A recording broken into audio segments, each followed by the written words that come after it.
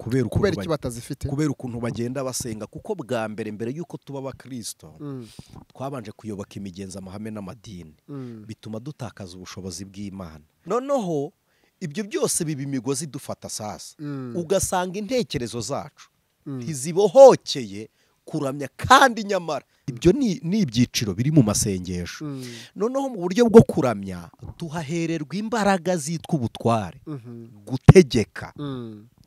Ushobora gutegeka iby'Imana itakubwiye ngo bitegeke, kubw'umubano wawe nayo ukabwirizwa gukora icyo Imana yagakoze ihari kandi itavuganye nawe, kugira ngo umuntu abohoka akore ku Mana. Nuko acire, nimukanguke, nimukorwe ku maso, amatwi yanyu yumve tuganire. Bibiliya ivuga izihe ngororano zo kubaha Imana? Ubukire, icyubahiro n'ubugingo. Kuki byose bishyizemo se? Kuki nafata ubugingo gusa? Kuki muri gufata ubugingo bwonyine? Ariko muzi impamvu amasengesho yo kwiriza ubusa akora ku mutima w'Imana kuruta andi masengesho? Niyo mpamvu amasengesho agomba kuba yuzuye deliverance, ntisaba ibitambo, icyo ku musaraba cyarabisojwe. Ndagushimiye cyane ko ukurikiye ijwi ry'umukanguzi. Reka nkubwire ngo Imana iguhe umugisha cyane, kuri Imana iguhe umugisha kandi igundi mugisha cyane. Biratubwira ngo umugisha Imana itanga nta mabara yongeraho, n'umugisha ubyara ubukire, ariko Salomo yanditse mu migani abanga umugisha w'Iteka atanga uzana ubukeka no mabara yongera. Ndatewe ngo umugisha w'Imana kubeho wowe dukurikiye ino video, ugiye kuyikurikira ukayirangiza ukaduha comment ukatubwira uko ubyumva. Imana iguhe umugisha cyane. Turi ku ijwi ry'umukanguzi, turi kumwe n'umuyobozi w'ijwi ry'umukanguzi cyangwa iri YouTube channel. Ni umurongo Imana amusaba ngo ashyireho kugira ngo aganize ijambo ry'Imana, mubashe gusengana ibibazo bitandukanye yigisha abantu. Yitwa Anicet niyo mugabo, no mupapa, no umugabo wamye bya Kristo. Naho njye nitwa Ndamukunda Patrick. Umeze neza Anicet? Turashima Imana kubw'izina rya Kristo Yesu. Imana ishimwe. Amen. Kumukanguzi ndabona ari amahoro. Imana iraturinze. Yego. Wenda duheranga comment wagiye ubona umaze Imana yaguhe kugira ngo ushino channel uvuga ubutumwa bwiza, urabikora umaze iminsi itari mike abantu bakurikira ibiganiro ushira ku ijwi ry'umukanguzi. Feedback zihagaze gute mu bigo bw'umwuka abakurikira kugira ngo twumve mu buryo bw'umwuka? Hari abadukurikira babizi, hari umupasiteri w'inshuti yacu uri muri Israel bamwita Daniel, yabatije amaze kubatiza abantu 30 bavuye ku ijwi ry'umukanguzi, bari muri Middle East. Imana ishimwe.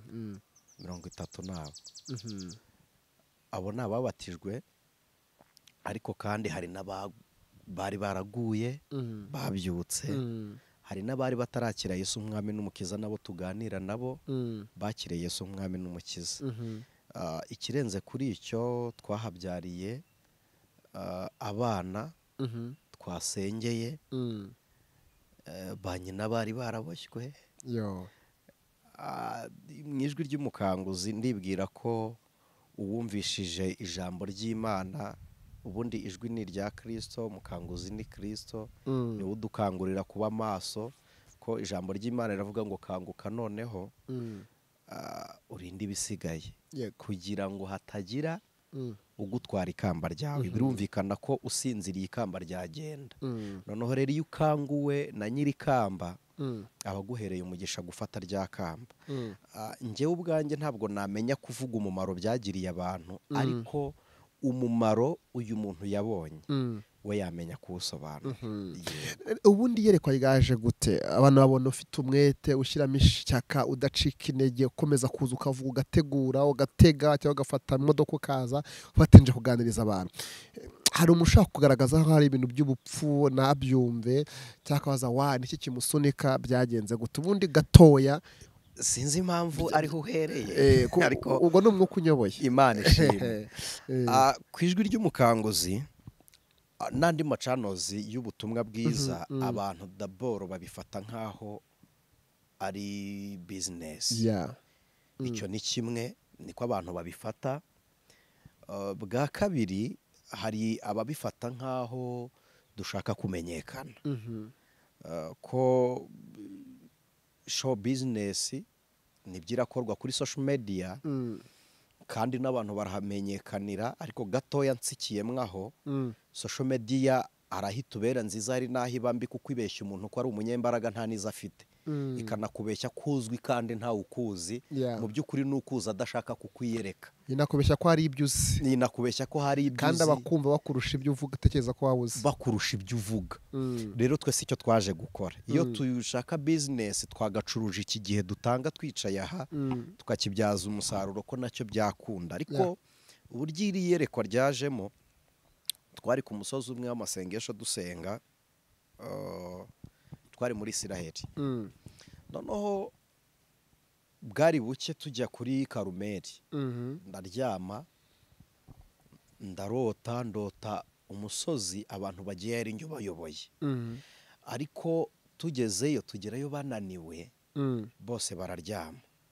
Noneho baryamye nge ndyama mu gahinga k'umusozi, marayika araza aranyegera ankoraho, mfite ijwi rigufi cyane rito cyane, arambwira ngo byuka ukangure bano bantu kuko hari icyo nshaka kuvugana namwe, kandi ubabwire babe maso kuko igihe mugiye kumara hano ari gitoya mukamanuka uyu musozi.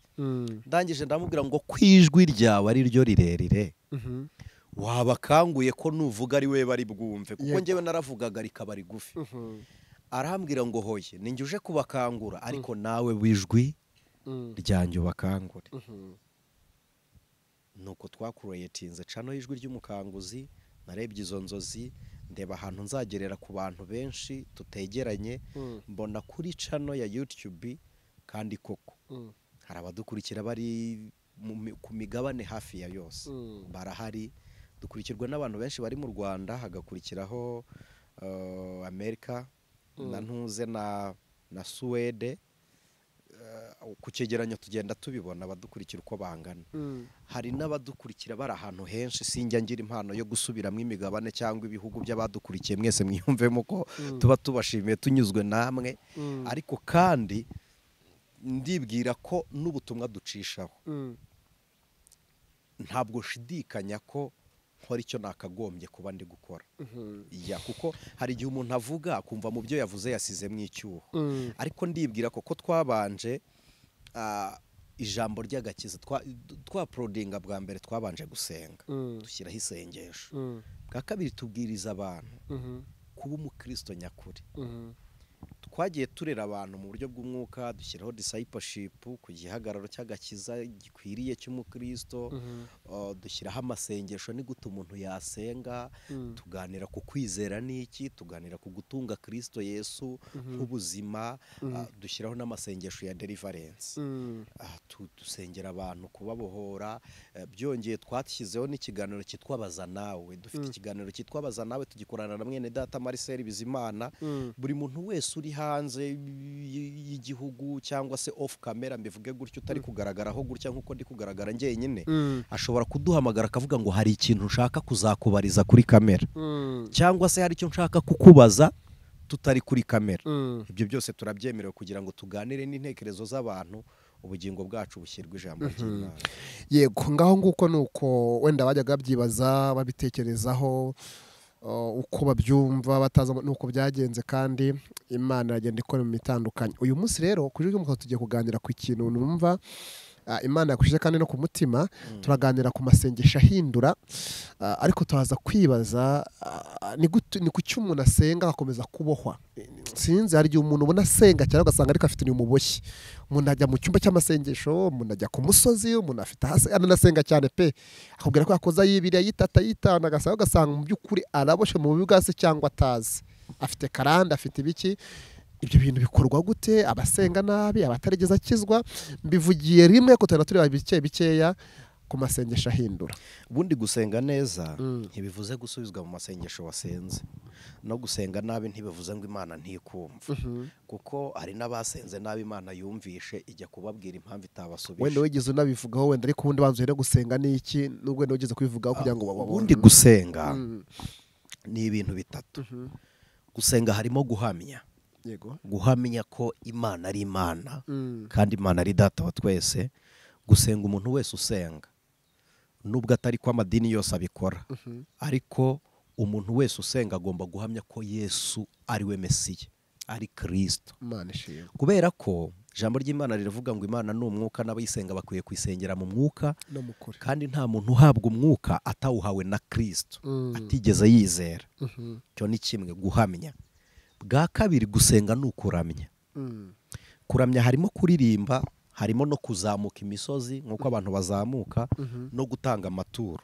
Ikibazo abantu nuko bashyira imbaraga hamwe ahandi ntibashyira imbaraga. Ugasanga umuntu araramya, ni umuririmbyi ariko ntatura, ni umupasitori ariko ntatura, ko no kubwiriza ni ukuramya. Ukuri gukorera Imana nabyo biri muri sekite yo kuramya. Ku cyabishyira mu karirimbo gatuje ngo dutira akaririmbo ngo kagenda gakeya ngo kuramya. Niko babyita, ariko hari amagambo ajya gusa bita kuramya no guhimbaza. Mu Kinyarwanda guhimbaza turavuga ngo ni ugukeza, ni ukuvuga ibyiza umuntu yakugiriye, niko guhimbaza, sibyo? Kandi ukamuvuga ukuri. Noneho kuvuga iby'Imana yadukoreye ni uguhimbaza, biri mu cyiciro cy'amashimwe. Burya guhimbaza biri mu mashimwe. Noneho kuramya ni ukuvuga Imana ukwiri, unyuze mu buryo runaka. Hari n'imyitwarire umuntu agira akaba ari kuramya Imana kuko ari kuyihesha icyubahiro. Ntabwo icyubahiro Imana ihabwa ari ukukivana hasi, ubundi ntikigeze kinajyayo. Ntabwo icyubahiro cy'Imana kigeze kijya hasi. Ese byavuye biriya ngo tukivane hasi. Ni amarangamutima y'abantu. Kunama tukagiterura tugira gute, niyo wagiterura ntiwakibasha, cyanaremereye kukurusha, kiraremera kukurusha. Ntabwo wagishobora.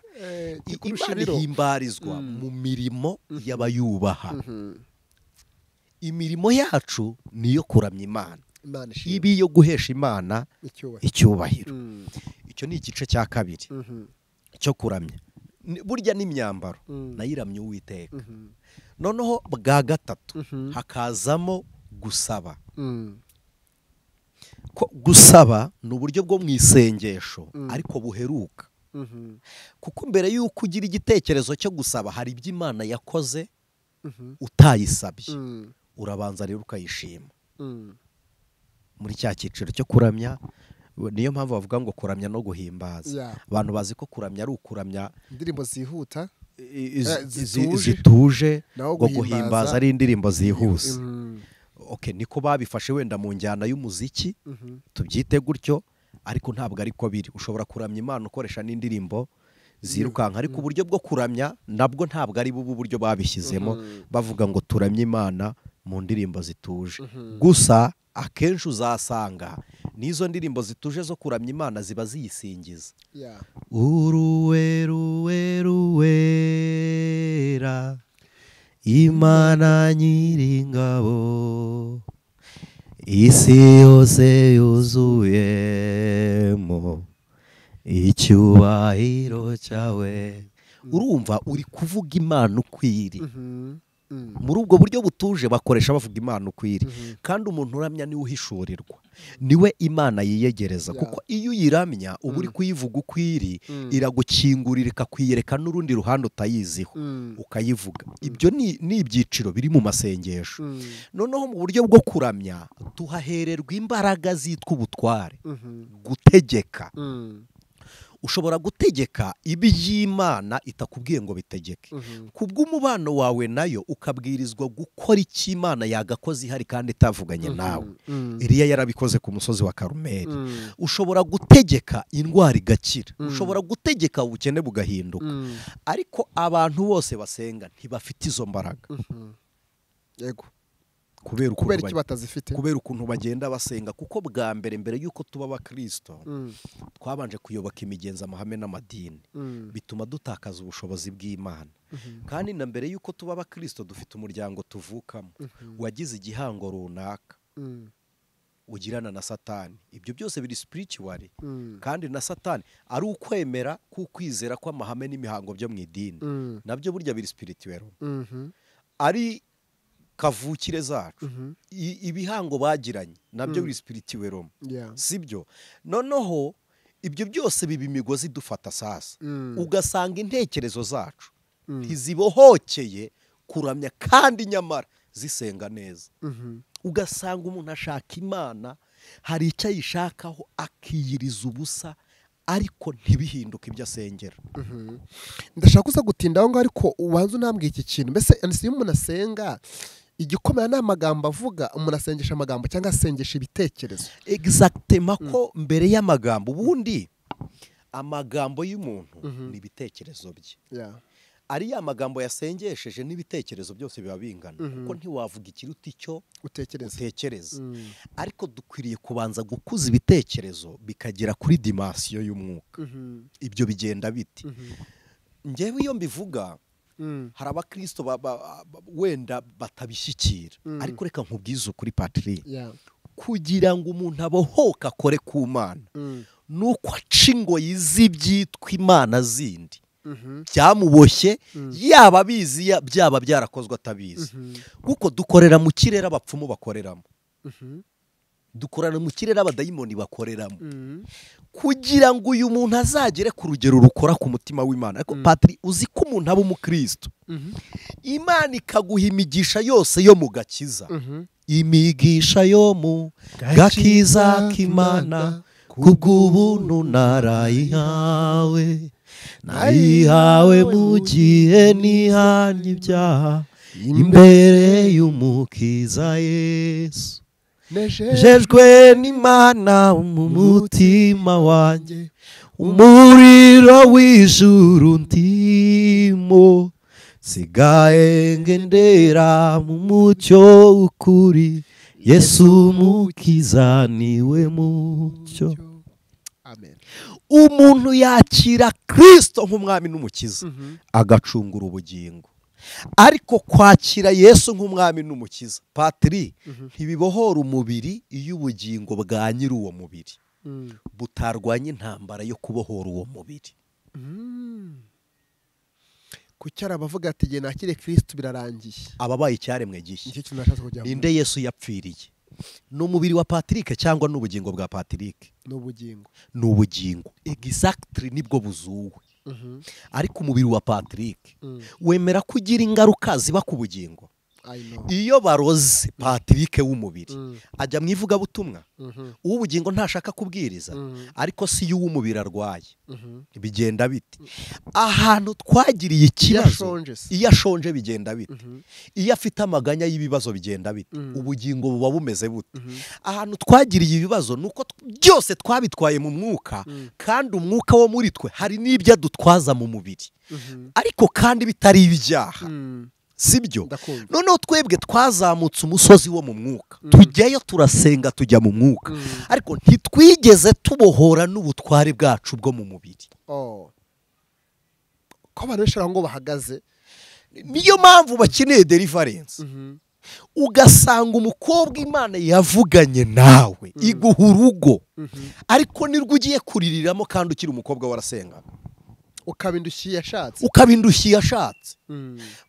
Ugize kuba urindushye utarashaka, uranashatse ubaye indushye, wari uzi ko ugiye kuruhuka. Iki ngiki abantu bateze amatwi ijwi ry'umukanguzi, nimukanguke, nimukorwe ku maso, amatwi yanyu yumve tuganire. Bibiliya ivuga izihe ngororano z'ububaha Imana? Ubukire, icyubahiro n'ubugingo. Kuki byose bishyizemo se? Kuki nafata ubugingo gusa? Kuki muri gufata ubugingo bwonyine? Niyo mpamvu niyo umuntu avuze ikintu cy'ubukire akavuga ku mafaranga, bisona nabi, babyumva nabi nyine, byakirwa nabi, kubera ko uruhande rw'umubiri rurafunze, ruri bloke, ruraboshye. Kandi none we igisekuru cyawe cyarutanga rero urwo rwo. Ntabwo sogokuru wawe ubugingo yarabunyazwe kuko warizeye, ariko si umubiri, isano yawe nawe se bimeze bite? Ariko nimutangazwe nuko wiyiriza ubusa. Ariko muzi impamvu amasengesho yo kwiriza ubusa akora ku mutima w'Imana kuruta andi masengesho? Wasengesheje umubiri n'umwuka byombi. Yes. None uri gushaka kubohora ubugingo gusa, umubiri ntugize gute? Ntububohora. Usigara kuri kote yo kugira umugisha wo mu gakiza. Ariko indi migisha ndakurahiye barokore mu dukurikiye, umwuka uba umwana mwiza, ukagira ibihe byiza, ukumva rwose usabana n'Imana, ubuzima bw'Imana buratembera, ariko umubiri ukaba ukangirika. Patiri ugahanura ariko kubona ipantaro ukabwiriza ariko kubona ikiro cy'umuceri bakagusohora mu nzu, ugakorera Imana bakagusohora mu nzu, abana bakabura uko biga, abana bakabura ishuri, ukiga ariko kubona akazi, ukabura ikizungereza ariko ukabura umugabo. Bavandi, niyo mpamvu amasengesho agomba kuba yuzuye kugira ngo gusenga kwacu bigere ku Mana. Ariko se kubera iki mwiga kandi mukemera ko tugomba kuganira n'Imana, Imana yita tuganiriza? Ikibazo ubundi abantu benshi bari muri iyo dimension bajya imbere y'Imana bakavuga, ariko ntibajya bayiva imbere ivuganye nabo.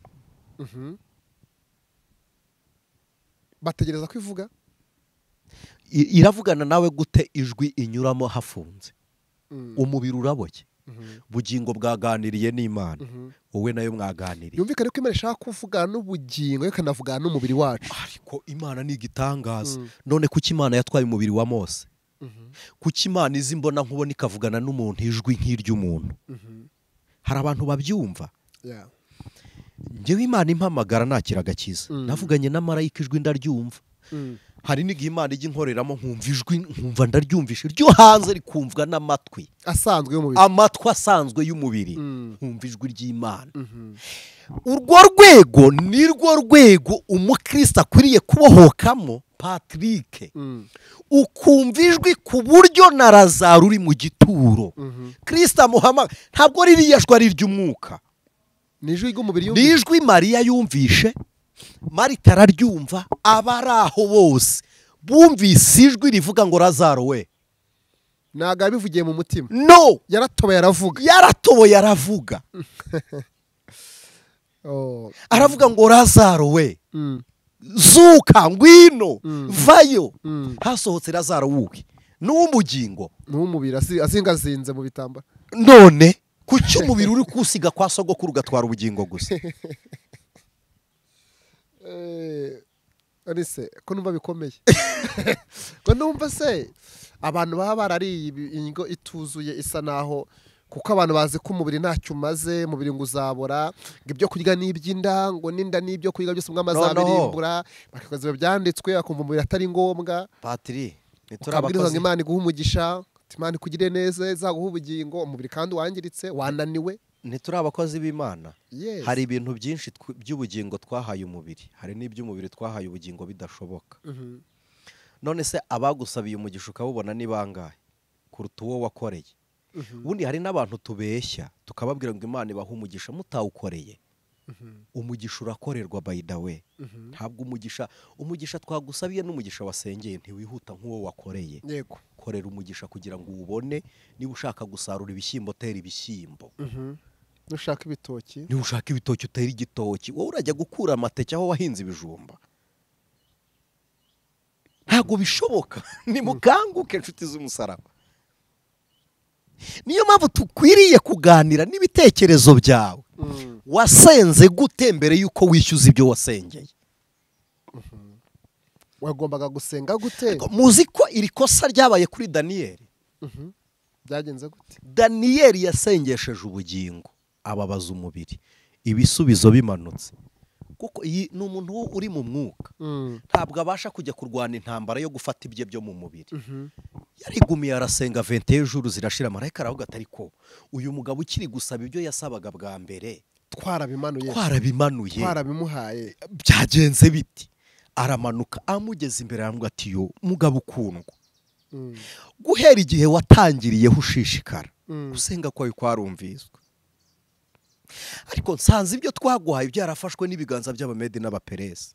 Ariko uzi gusenga urugo rwawe mukiye bakarujyana, kandi usenga uri na dirijante, ubona muri utura buri munsi, utura buri gihe utanga icyacumi. Ntabwo wigeze ujya muri komba yo kubohora ibyawe byo mu mubiri. Kubera iki Imana iremeye Adamu ikavuga ngo mbahaye ubutware bwo gutwara isi? Kuki muri mu bw'ubugingo bujya mu ijuru gusa, ubwo mu isi mukabureka? Uza abantu bicaye ku ntebe yawe wowe waretse, uza abantu bari kurira ku meza yawe, uza abantu bari mu nzira yawe, batuye mu nzu yawe, we bagusohora mu nzu, we bayigusohoramo, uza abantu babitse bari kuri konte yawe. uyu munsi Imana ikubohora aho ubitsa abari ugomba kubi, Imana igushyira aho ugomba kuba. Umubiri wawe turawubohoye, ibiganza byawe byakire ibyo ugomba kwakira, amaboko yawe afata ibyo ugomba gufata, wicaraho intebe yawe yateretswe. Imana ihagurutsa abandi, yabajyana imbere, mu mbabarire, yabajyana imbere, yabajugunya, ariko icyicaro cyawe ari Imana iguha. Peria donase mani horia, Imana iguha intebe yawe. Bene Serufohati bagiye kuburana, baravuga ngo ntibishoboka ko dushobora kubaho nta gakondo.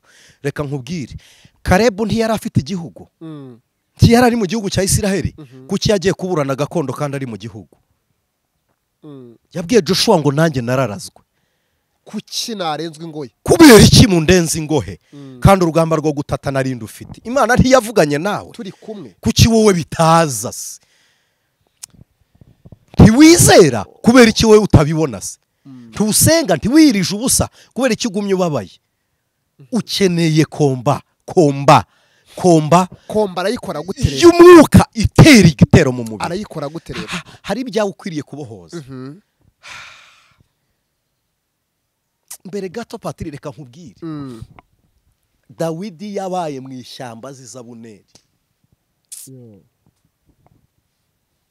Uretse na Abuneri na bene nyina baramutambamiye, bicara ku ntebe ya Dawidi, bagera umutwe aho uti nyimika, nsukaho amavuta, mfite igihagararo. Uza abakobwa bari kugumirwa, abasore babo bari kuzererana n'abandi bakobwa. Uzi ingo ziri gusenyuka, abagore biriwe babungana n'abandi bagabo. Nyimika, kuko ihembe amavuta arimo azi nyirayo ntari bumanuke, aririranwa n'ikindi kigabo cyo hanze, ariko atahe mu rugo rwe. Ariko utinde mu ishyamba. Byageze aho Yesayi atuma aravuga ngo ntiturya,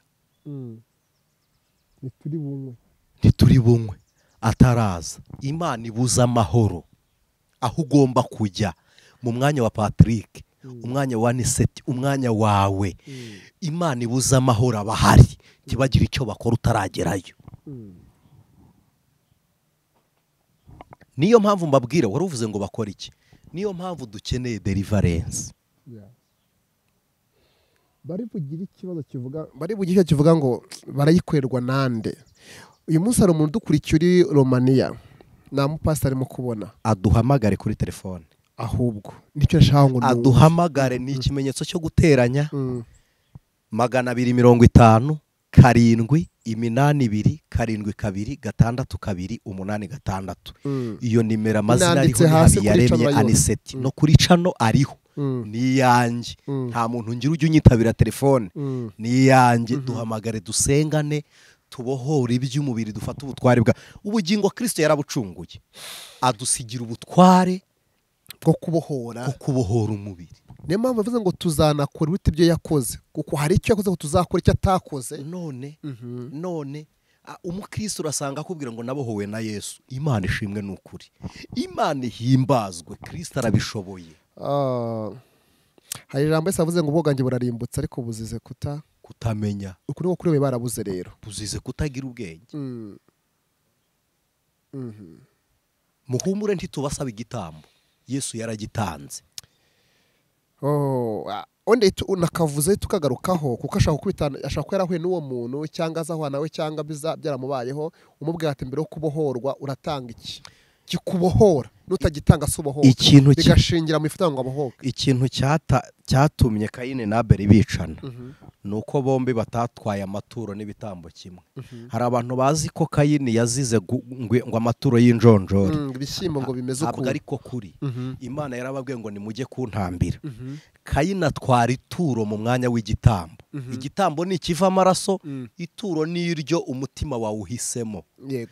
Abeli atwara igitambo kiva amaraso, arakibaga, Imana ishima urugimbu rwe, kuko yasabye igitambo. Yari yasabye igitambo, ntabwo yari yasabye amaturo. Uyu munsi deliverance ntisaba ibitambo, icyo ku musaraba cyarabisojwe. Imana ishima. Ariko Kristo amaze gusengera ababembe yarababwiye ngo mugende mwiyereke umutambyi mutange n'ituro ryo kwihumanura, ritangwa nyuma yo gusengerwa, kandi n'umutima w'umuntu wabohotse niwe urigena, ntabwo uricibwa n'abagusengeye, batagiye mu biciro, ntabwo ari ibiciro, si negosiyasiyo, si ibiki. Wowe nyiri ukubohoka uko Imana ikubohoye uyikorera bingana n'uko igize gute ikubohoye, n'uko ijwi ry'umutima wawe ringana. Ntabwo ari amategeko, ibyo barababeshya, barabashuka. Yes. Yego, yitwa Anicet niyo mugabo ku ijwi ry'umukanguzi, aho agarutse cyane ku bigendanye no gusenga ariko ukabohoka, kuko abantu basenga ntibabohoke. Uyu muntu washutswe kenshi agatwarwa ibye kenshi, afite ibikombe by'uko yatwaye kenshi ntiyabohorwa. Aruzi ko amagare ari muri Canada, ambwira ukuntu amaze gupfusha ubukwe inshuro zirenga 20, ni umukobwa ukuze, mfite amafaranga, byaranze, bimeze gute?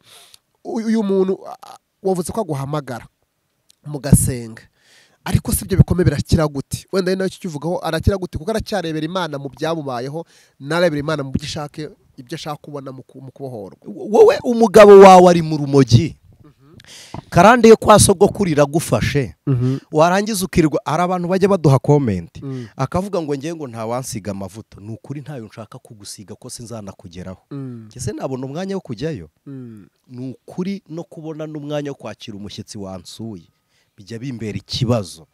Sindi kubabwiriza ngo muze nyabasige, wambwiye abari Romania nzajya gukora yiki, simbizi. Ariko va mu miteto, nakanguke, va muri iyo miteto, kanguka. Niki cyatumaga Yesu ntiyari afite abigishwa n'intumwa, kuki bagendanaga igiseke? Umubiri ufite ibyo ukenera. Ntibari bari kubwiriza, bari ku musozi, Andereya akagenda akavuga ngo sezerera abantu. Petero akamubwira uti basezerere dode dutuye, si umubiri. None se bajya kuryama, Yesu akavuga ngo munaniwe kubana nanjye, si umubiri. Baravuze ngo umutima urabikunze ariko umubiri uranze. Na Kristo niko yavuze ubwe, nawe niko yavuze. Kubera iki mwumva umubiri nta rore ujuwa muri uru rugendo rujya mu ijuru? Wowe nta soni, abana bawe bashiriye mu biyobyabwenge, warangiza ngo urakijijwe. Umva ukuntu Farawo yabwiye Mose, yaramubwiye ngo abakuru bajyana abantu basige, aramubwira uti kandi n'ishyo ry'intama murisige. Mose arahakana. Mose aramubwira ngo ndakurahiye nta n'urwara nzasiga. None wowe urajyana ubugingo umubiri ukawusiga ngo umubiri uzabora? Umubiri umwami azabirimbura byombi. Tuvugisha ukuri, umuntu wakuroze yaroze ubugingo, yaroze umubiri. Kubera ikizi iyo connection ayibonye ate? Icyo bibaza baribaza ngo umuntu ufite ubugingo umubiri waroga bigakunda. Nicyo bikishije ngo bagira bate? None se Stefano yishwe n'iki? Si amabuye? None ubugingo buragenda burazamuka. Okay, namwe nimwihangane mupfire mu mibabaro, ubugingo butaye. None tubagire dute bene data? Namwe nimwihangane mupfire mu mibabaro, ubugingo butaye. Kuko naba imigisha yo mu gakiza Imana irayibaha, ukabukijijwe. Uri umukristo ntacyo wishinja, nta cyaha, Imana irabikora. Ariko uzaba umunyamibabaro wamenyereye intimba. Mbabwije ukuri ngaha hondi ko abantu bakeneye kwiga. Murakoze. Naha tubifungiye, ariko uwumva yumvishe kandi n'ubuzima Imana itanze, kandi nijwi ry'umukanguzi rigukangwe. Humuka, bitewe n'ibihumuka, urebe wayi nyogokuru yapfuye akenyutse, mama yapfuye asenyutse, mushiki urebe ahantu wavukiye. Hari igihe umuntu avuga asanga sogokuruza we yashatse afite imyaka 40. Reka nkubwire Padiri, nyogokuru ugasana ikintu igisekuruza cy'umuntu cyubahwe. Kuko icyitwa karande ni uruhererekane rw'igihe, kibaho mbere y'uko wowe uri kumvira ijwi ubaho cyangwa wabayeho, noneho kigakomezwa n'isezerano. Iryo sezerano rifite igihango cy'amaraso yamenwe amurikirwa ibigirwamana cyangwa se imyuka mibi, reka mbivuge gutyo. Kristo aza kuducungura. Kubera iki aduhaye ubutware? Kubera iki Yesu aduhaye ubutware kandi aducunguye? Mwibwira ko ubwo butware ari ubwo gukora iki? Pawulo abwiye Abefeso ngo iki? Arababwira ngo kuko dudakirana n'abafite inyama n'amaraso, dukirana n'abategeka iyi si y'umwijima n'abatware n'imyuka mibi y'ahantu ho mu ijuru. None muvandi, wowe urazana umuteto ngo nuko ngo wasenza y'ibiri. Koresha ubutware wahawe, ubohora umubiri wawe. Ufite ibirwara bya karande, tuvugisha ukuri. Urushako rwawe rusa n'urwa nyogosenge wawe, rusa n'urwa mukuru wawe, rusa n'urwa murumuna wawe. Urushako ushatse rusa n'urwa mama wawe cyangwa se. Kandi mwese ni ibibazo. Abana ubyaye mugozi irabamaze. Abakera ejo bundi ntitwajyaga tujya gusabira abageni, umusaza wasabye ntibamuhaga itabi. Aba bana bo ntibishwe na mugo, ryo si itabi. Birajya bihindura isura bijye mu iterambere. Mwebwe mubone ni ibintu biri kwaduka kandi byarahozeho. Inzoga ntizitumariye abana. Ubu hari abana bari kurwara umujuja mudashobora gusuhuza se cyangwa ngo asuhuze nyina. Ugashira ko zima nsengera y'ibiri, sengera y'itatu. Abavuga utumwe bababwira ngo nibabaha amatike babagire ku musozi ngo babatse amafaranga. Uramwoherereza iki? Wowe uramwoherereza iki? Simbivuze nk'uyagusaba, sindaya kwaka nturananyohereza niyo mahirwe.